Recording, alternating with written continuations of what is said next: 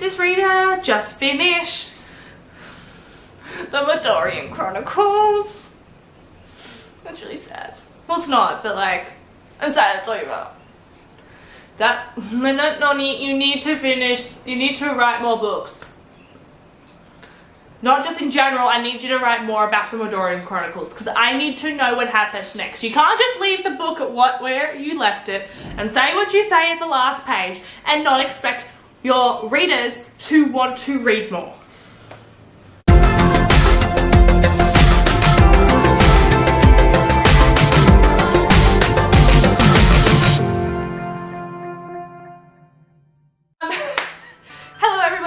Welcome to my channel! Welcome to the Book Jumper. My name is Shanice and thank you for clicking this video. If you're clicking this video, it's probably for one or two reasons. One, you're somebody I know and you want to see me embarrass myself on the internet. Two, you want to know what my reading challenges are for the next year. And three, I actually don't really know. Oh, you're thinking of doing a reading challenge and you want to know which ones to do. Okay, so here are my book challenges. I've written them down. They're all on one page. I don't think you can see that, but that's okay.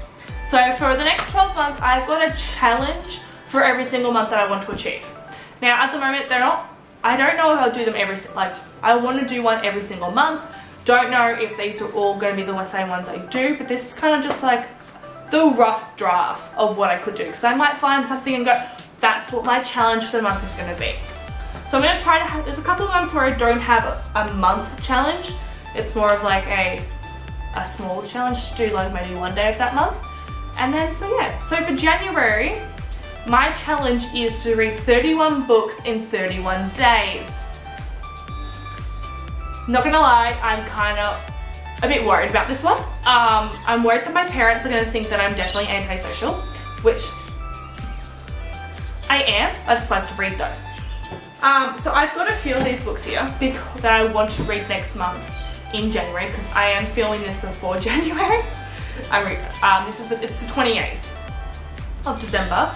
So I've only got a couple of days, but I thought if I film it, then I can have it out as soon as possible.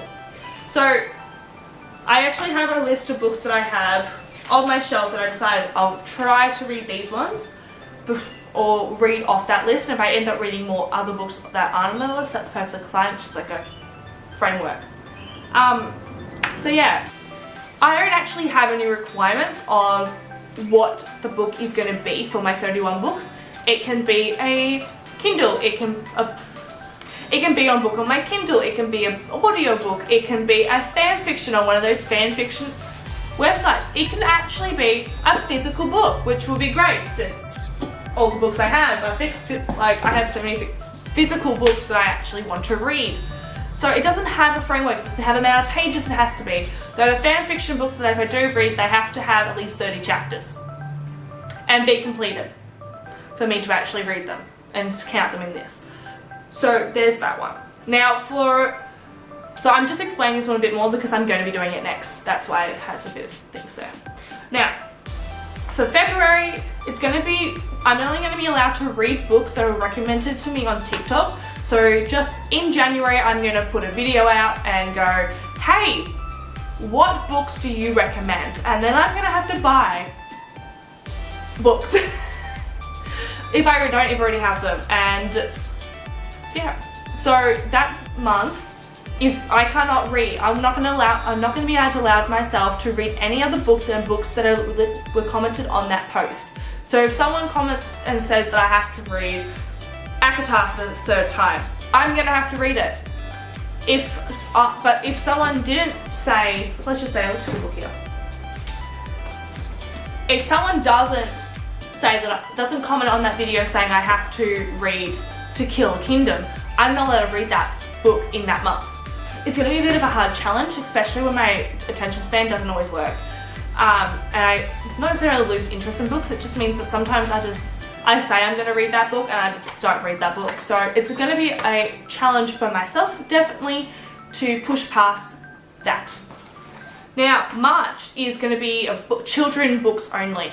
So if it's aimed at middle school and below, then that's for me, because I'm 21, so my age range when it comes to books is usually YA and young and adult books. So young adult and adult books. There's a lot of adults saying that word. So those are my age bracket, I would say, of books that I've read. So if it's considered middle school and below, it's a child's book, it's a children's book, and I'm allowed to read it. That's it, which is probably good, because I have a book series that's got about 19 books in it, which is a children's book series called Alice Miranda series, and I started reading them years ago, and I've only just managed to catch up and get all the books that they released. But then she keeps on releasing more books, so I'm not sure how this is going to go, but there's those books. I also have a book series called the Fairytale series, which will count. And another one which also technically count is the Percy Jackson books, which I have been meaning to read forever. I have read the first 3 books, and so my brother is always talking to me about them, and so those are the books for that one. Now in April, it's a bit of a different challenge. It's an alphabet challenge, which means I'm gonna have to read in alphabetical order. So a book that starts with A, a book that starts with B, and then go all the way down to Z. Or Z, depending on how you pronounce it. So that's gonna be fun. It's also gonna be really hard because I'm gonna have to find books that match every single letter. I have to read them in order. That's what I'm making myself. If you ever decide to do an alphabet challenge, you're gonna have to read them in order, but I feel like that's just a given when in fact that's an alphabet challenge, but that's what. So in May, I'm gonna do a 24-hour reading challenge. Now I feel like for May, it's gonna be right before I'm gonna be at uni by this stage. Like, I know that I'm gonna be at uni during March and April, but I feel like in April it's gonna be 26 books and I can read, I'll be able to figure that out.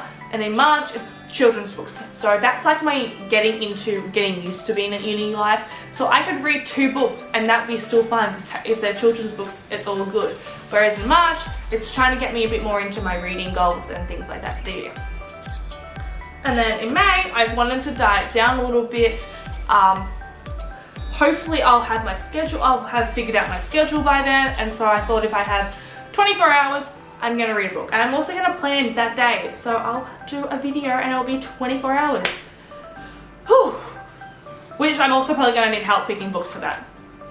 Next one is a rainbow challenge. So that month I'm gonna start with a red book and then keep going until I have a rainbow of books. And it's really gonna be weird. So I'm not gonna be able to read 2 red books. If it has a red book, if it's red cover, I can only read 1 red cover. So I can't read multiple red covers. So it's 1 red and then I have to go into orange. Some covers have like multiple colors on it. The one that's the most dominant on that cover would be the color that it's used. So if I have a book that's red and orange, but it's more red, but I've already read another book that's red, I can't read it. I'm making this so difficult for myself. Next year's gonna be so hard. Okay, now July are books that are made into movies. I don't think that's really hard to explain too much. Yeah. There's a few books, movies and TV shows. So like the Shadowhunters, I know they're a movie, but they're also a TV show. I haven't read them yet, so I'm going to probably read them during that month. There's the Harry Potter books, there is Percy Jackson, there is, though I know we try to ignore the fact that they're movies, so much so, but it's a TV show coming out, so you know, counts.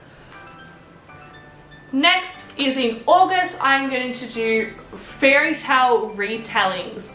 I love Fairytale retellings. I am not gonna lie. I bought a new book today, Sheerwood, which is a retelling of it's a retelling of Robin Hood, and it's like Maid Marian's view. And I love this author. I'm not doing too well with words today.